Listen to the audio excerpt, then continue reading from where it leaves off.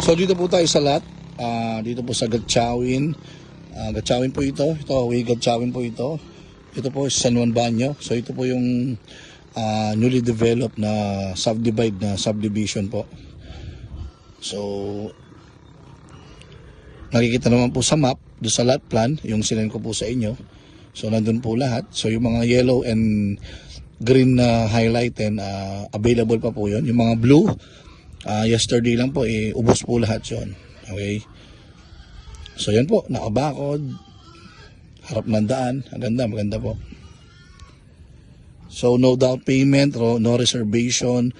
Pumunta po kayo dito, tripping natin. Pag nagustuhan, diretso po tayo sa office ng subdivision na to, dun sa Gatchawin, sa highway. So pwede po kayo just bring 2x2 ID, 2x2 picture po and ID, valid ID.